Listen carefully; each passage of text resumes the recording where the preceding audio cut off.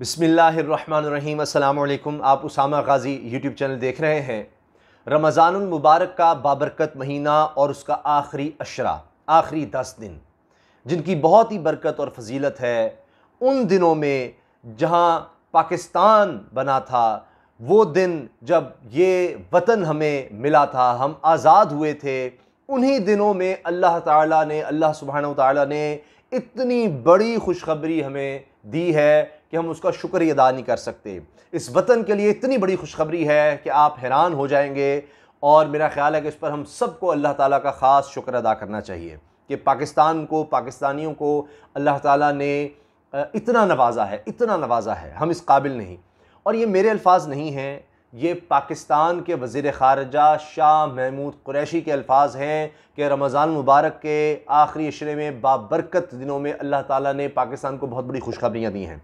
अब मैं सिर्फ चंद चीज़ें आपके सामने रख रहा हूँ, मैं आपको ख़बर बता रहा हूँ, अपनी तरफ से ऐड नहीं कर रहा। ख़बर ये है कि 5 मुआहदे हो गए हैं पाकिस्तान और सऊदी अरब के दरमियान, और आप यूँ समझ लीजिए कि अब इन मुआहदों के बाद आप ये बिल्कुल कह सकते हैं, किसी के सामने भी आप कह दें, बिला झिझक कह दें कि इसके बाद तो पाकिस्तान और सऊदी अरब के जिस तरह के ताल्लुकात हो जाएंगे, किसी और मुल्क से नहीं है सऊदी अरब के इस तरह के ताल्लुकात, किसी और मुल्क से नहीं। ये मैं आपको बड़े वसूख से अर्ज़ कर रहा हूँ।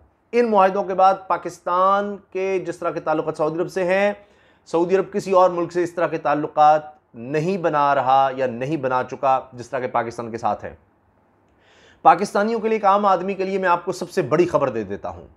सऊदी अरब ने यह कहा है कि हमें 2030 के विजन के लिए वहाँ पर जो सोचा गया है, मोहम्मद सलमान का जो विजन है 2030 का, सऊदी अरब को तरक्की दिलाने के लिए और तेल पर इन्हिसार ख़त्म करते हुए, कम करते हुए, दीगर जगहों पर इन्वेस्टमेंट करने के लिए 1 करोड़ अफरादी क़ुव्वत की ज़रूरत है। 1 करोड़ अफराद की ज़रूरत है जो काम करें, यानी बैरून मुल्क से उनको 1 करोड़ लोगों की ज़रूरत है। अब आप ये सुनिए कि सऊदी अरब ने ऐलान किया है कि पाकिस्तानी जो वहाँ पर रह रहे हैं, उनका किरदार देखते हुए, उनकी एक्सपर्टीज़ देखते हुए, इन 1 करोड़ लोगों में से ज़्यादातर पाकिस्तान से लिए जाएंगे, ज़्यादातर पाकिस्तान से लिए जाएंगे। यानी आप यूँ समझ लीजिए कि 1 करोड़ में से ज़्यादातर क्या होगा, 50 लाख से ज़्यादा, चले हम 50 लाख ही लगा लेते हैं। अभी सऊदी अरब में तकरीबन 20 लाख पाकिस्तानी बताए जाते हैं जो इतने खुश हैं। आप मुख्तलिफ मीडिया उठाकर देखें, वहाँ पर लोगों से इंटरव्यू हो रहे हैं कि जी इमरान खान साहब यहाँ पर आए हुए हैं, आर्मी चीफ यहाँ पर आए हुए हैं, आप क्या कहेंगे, किस तरह से। वो इतने खुश हैं, कह रहे हैं कि जब से हम सऊदी अरब में हैं कभी हमने इस तरह के ऐलानात नहीं देखे, कोई नहीं देखा कि जो इस तरह आए और इस तरह की बातें करे। मैं एक स्टेप आपको बता रहा हूँ कि उन्होंने सफ़ीर ही बदल दिया शिकायतों पर, इमरान खान ने। अच्छा, और एक और चीज़ जिसको बहुत सराहा जा रहा है कि अदब, कि इमरान खान साहब हों, उनकी अहलिया हों, वो जैसे ही उनका जहाज़ लैंड किया मदीना शरीफ में तो वो नंगे पाँव, यानी जूते उतार कर, जहाज़ से भी जूते उतार कर उतरे। तो ये एक यानी अदब की बात है, मोहब्बत की बात है, तो इसलिए बड़ा सराहा जा रहा है, क्योंकि हमें ये मिलता है किस तरह से सहाबा कराम नबी करीम सल्लल्लाहु अलैहि वसल्लम का अदब करते थे। आज भी जो शाह ऐश करने वाले हैं मदीना शरीफ का किस तरह से अदब और एहतराम करते हैं।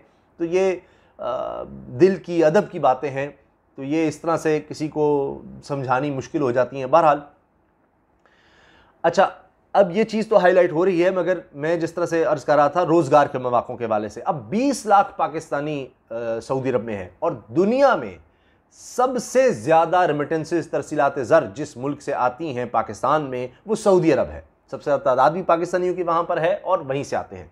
अब 20 लाख से दुगनी होगी 40 लाख, उससे भी ज़्यादा 50 लाख से ज़्यादा लोग अगले तकरीबन 9 साल के अंदर अंदर वहाँ पर आप देखेंगे, जाएंगे।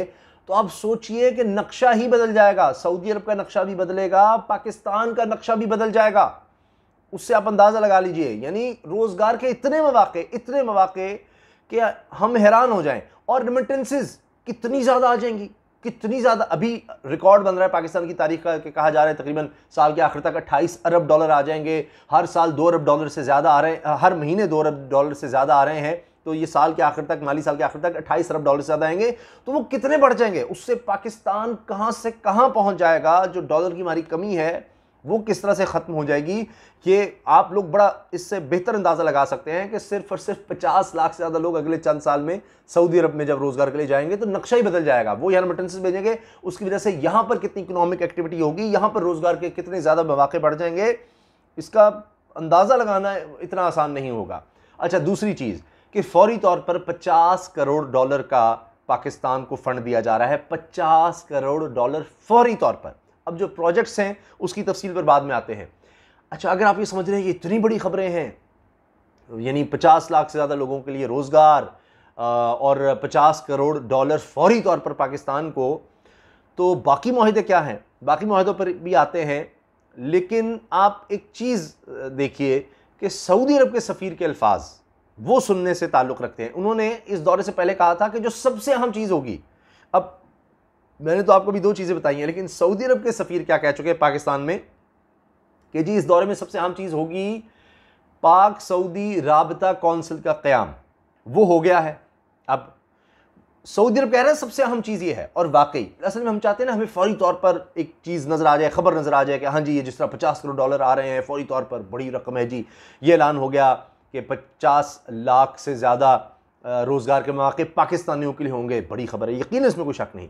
लेकिन सऊदी अरब कुछ और तरह से चीज़ों को देख रहा है कि ये जो राबता कौंसिल का क़याम है, ये एक और मुआहदा हुआ है, तीसरा मुआहदा आप इसको कह लें, उसको हेड कौन कर रहा है? सऊदी अरब की तरफ से मोहम्मद बिन सलमान। पाकिस्तान की तरफ से कौन देख रहा है? इमरान खान, हाईएस्ट लेवल पर। उधर वली है, इधर वज़ीर आज़म, हाईएस्ट लेवल पर। क्यों राबता कौंसिल? कि इसने देखना है, इसको एक स्ट्रेटेजिक एक डेप्थ हासिल है कि ये अब क्या कुछ होने जा रहा है, इतने बड़े लेवल का होने जा रहा है कि मुसलसल राबते की ज़रूरत है, और वो भी हाईएस्ट लेवल पर। ये इतनी बड़ी इन्वेस्टमेंट, ताल्लुकात एक और ही लेवल पर जाने लगे हैं। और चाहे वो ग्रीन प्रोग्राम्स हों, पाकिस्तान का, सऊदी अरब का हो, खलीजी ममालिक का हो, उसमें उसको देख लीजिए। तो इसलिए सऊदी अरब कह रहा है कि असल चीज़ तो ये है, क्योंकि ममालिक में जब हो रहा होता है अवाम तो ये देखेगी, आम आदमी देखेगा फौरी तौर पर हमें क्या मिल रहा है, लेकिन मुल्क ये देख रहे होते हैं कि फ्यूचर में क्या, किस लेवल के हम जा रहे हैं, आगे दिहाइयों को देखा जा रहा है। उसके लिए राबता कौंसिल का क़याम, ये अंग्रेजी में कहते हैं अनप्रेसिडेंटेड, पहले इस तरह से कभी नहीं देखा गया। इसलिए मैंने आपसे अर्ज़ किया था कि सऊदी अरब के जिस तरह के पाकिस्तान के ताल्लुकात अब नज़र आ रहे हैं पाकिस्तान के सऊदी अरब के साथ, ये माजी में बिल्कुल नहीं। या आप देख लीजिए 50 लाख से ज़्यादा रोज़गार किसी और मुल्क के लिए वो कह रहे हैं 1 करोड़ है तो उसमें सबसे ज़्यादा पाकिस्तान के लिए, ये किसी और मुल्क की सऊदी अरब नहीं करेगा। अच्छा, अब मैं इसकी तफसील में भी आपको बताता हूँ कि इसको क्या नाम दिया जा रहा है, ये जो राबता कौंसिल है, दीगर क्या कुछ हो रहा है। और उससे पहले मैं आपको बता देता हूँ कि इतनी तेज़ी से दौरे होना कोई आम बात नहीं है। मिसाल के तौर पर शामिद कुरैशी साहब कह रहे हैं कि जी वज़ीर ख़ारजा आ रहे हैं सऊदी अरब के पाकिस्तान, उनको दावत दी, उन्होंने कबूल कर ली, जल्दी आने की उन्होंने दावत कबूल कर ली, वो आ रहे हैं। उससे पहले एक हाई डेलीगेशन आएगा सारे इंतजामात के लिए। अगर ये खबर आपको बड़ी लग रही है तो फिर ये सुन लीजिए उससे भी बहुत बड़ी खबर कि मोहम्मद बिन सलमान फिर पाकिस्तान आ रहे हैं। इमरान खान साहब ने मोहम्मद बिन सलमान सऊदी अरब के वलीअहद को दावत दी, उन्होंने कबूल कर ली, वो भी पाकिस्तान आएंगे। अब ये इतनी बड़ी खबर है कि जिस तरह इमरान खान साहब गए, तो मैं आपसे पहले भी शायद पिछली वीडियो मैंने अर्ज़ किया था जो सऊदी अरब के हवाले से बनाई थी कि ऐसे ही नहीं जाते हेड ऑफ स्टेट के जी आर्मी चीफ चले गए, पहले चीज़ें तय होती हैं, कुछ बड़ा वहाँ पर ऐलान करना पड़ता है। ये डिप्लोमेटिकली, सिफारती तौर पर आप इसको मजबूरी कह लें, एक प्रोटोकॉल कह लें कि भाई हमारा हाईएस्ट लेवल का जो रिप्रेजेंटेटिव है स्टेट का, रियासत का, वो आ रहा है, वज़ीर आज़म आ रहा है, तो वो यहाँ के होगा क्या, कोई बड़ा ऐलान होगा तो तभी, वरना पूरी दुनिया देख रही होती है तो डिप्लोमेटिकली एक बड़ी अजीब और शर्मिंदगी की बात समझ जाती है कि कोई बड़े ऐलानात ना हो। और अब आप देखिए इमरान खान सब गए तो बड़े ऐलान आपको सामने नज़र आ गए, 5 मुआहदे नज़र आ गए।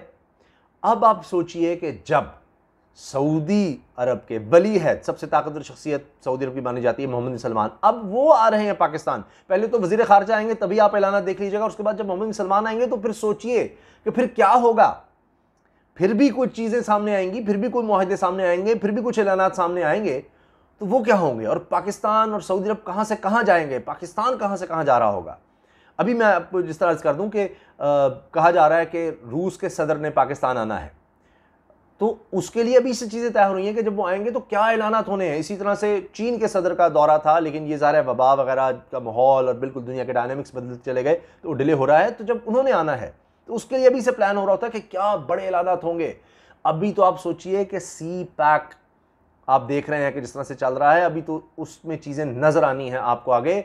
और कहा जा रहा है कि अभी मेरी किसी से बात हो रही थी कि जी ये जो थिंक टैंक्स में कहा गया, अमेरिकी थिंक टैंक्स, दुनिया की इंटेलिजेंस एजेंसियाँ सारा ये जो कह रही हैं कि 2034, 2032, 35 की बात हो रही है कि पाकिस्तान आलमी ताकतों में शुमार होगा, एक बड़ी ताकत दुनिया की शुमार हो रहा होगा। तो यानी 10-15 साल लगते हैं यकीनन, तो उसका आगाज़ अभी से हो रहा है, जो आपको नज़र आ रहा है। अब ये सऊदी अरब इसी तरह नहीं जुड़ रहा, हर मुल्क अपना मफाद देखता है। तो सऊदी अरब को पाकिस्तान में क्या कुछ नज़र आ रहा है, उसने देख लिया। डायनामिक्स जिस तरह चेंज हो रहे हैं कि अमेरिका नीचे जा रहा है, चीन ऊपर आ रहा है, चीन के सबसे ज़्यादा करीबी मुल्क पाकिस्तान है, सी पैक आ रहा है, वन बेल्ट वन रोड है, सारा कुछ। तो सऊदी अरब अपने मफाद में सब कुछ कर रहा है और अच्छी बात है, करना चाहिए। तो पाकिस्तान कहाँ से कहाँ जा रहा है? सऊदी अरब भी देख रहा है उभरती हुई ताकत अगली दिहाई में, अगली 2 दहाइयों में, अगले 10, 15, 20 साल में कौन है, तो उन मुल्कों से वो जुड़ रहा है। तो लिहाजा आप सोचिए कि इंशाल्लाह 2030 के बाद पाकिस्तान कहाँ पर होगा, 2035 में पाकिस्तान कहाँ पर होगा। इस वजह से ये सब कुछ हो रहा है, इस वजह से मोहम्मद बिन सलमान दोबारा आ रहे हैं। तो जनाब ये वो बड़ी खबरें थीं जो मैंने कहा कि आपसे शेयर की जाएँ और अल्लाह का शुक्र अदा किया जाए कि रमज़ान मुबारक की इन बाबरकत घड़ियों में अल्लाह ताला ने हमें कितना बड़ा इनाम दिया है, कितना बड़े इनाम से नवाजा है। ये वतन हमें दिया, इसका हमें शुक्रगुजार होना चाहिए अल्लाह ताला की बारगाह में। हर वक्त अल्लाह ताला का शुक्र अदा करना चाहिए कि अल्लाह तूने हमें इतना प्यारा वतन दिया है। अल्लाह करे कि हम इसके लिए सोचें, इसके लिए काम करें, इसकी बेहतरी के लिए सोचें और इसको नुकसान पहुंचाने की बातें ना करें। तो ये जनाब बड़े बड़े ऐलानात थे। अब वीडियो तवील हो गई, वरना मैं आपको चाह रहा था कि दीगर तफसीलात भी इन मुआहिदों के हवाले से बताता कि शाह महमूद कुरैशी ने किस तरह से ऐलान किया, कितने वो खुश नज़र आ रहे थे और क्या माहौल बता रहे थे कि जनाब ये जिस तरह से मुलाकातें हुई हैं वज़ीर आज़म की मोहम्मद बिन सलमान से, आर्मी चीफ़ की मोहम्मद बिन सलमान से, और फिर मिलकर जो मुलाकातें हुई हैं वो क्या थी, किस तरह से चीज़ों को आगे बढ़ाया गया है। मैं मुख्तसरन अर्ज़ कर देता हूँ कि जो 5 मुआहिदे हैं उनमें सियाहत के हवाले से भी है, उसमें तवानाई के हवाले से भी है, उसमें दीगर 2 तरफ़ा ताल्लुकात के हवाले से जिसमें इंफ्रास्ट्रक्चर डेवलपमेंट, आबी वसाइल की तरक्की, हाइड्रो पावर डेवलपमेंट, ये सब कुछ है। और इसी तरह से अब ये भी बताया जा रहा है कि OIC में भी मामलात, मकबूजा कश्मीर के हवाले से भी बात हुई है, दीगर हवालों से भी बात हुई है। तो ये एक बड़ा एक स्ट्रेटिजिकली इसको कहा जा रहा है, इंगेजमेंट है, इसको नाम दिया जा रहा है स्ट्रक्चर्ड इंगेजमेंट प्लान। ये जो आला सतह का एक इदारा बना दिया गया है, राब्ता कौंसिल बना दी गई है। तो इंशाल्लाह अब ये सिलसिला रुकेगा नहीं, इन बड़ी ख़बरों का, इन तरक्की की तरफ जाती ख़बरों का और खुशहाली की और ख़ुशी की ख़बरों का इंशाल्लाह ये जारी रहेगा। और आपने देख लिया कितनी तेज़ी से हालात बदले हैं, ये अल्लाह ताला का ख़ास फज़ल व करम है। दुआओं में याद रखिएगा और अपने कमेंट से, अपनी राय से ज़रूर आगाह करते रहें। मैं कमेंट्स देखता हूँ और उनसे सीखता हूँ, आपकी बड़ी मेहरबानी। वीडियो अच्छी लगे तो लाइक ज़रूर कर दें, बेल आइकन पर क्लिक भी कर दें ताकि हर वीडियो के बारे में आपको फ़ौरी तौर पर पता चल सके। और चैनल को सब्सक्राइब भी ज़रूर कर दें। सब लोगों से कहें आपके तामुन से चलने वाला ये चैनल है, उसामा गाज़ी को आपकी सपोर्ट की ज़रूरत है। अल्लाह हाफ़िज़। पाकिस्तान ज़िंदाबाद।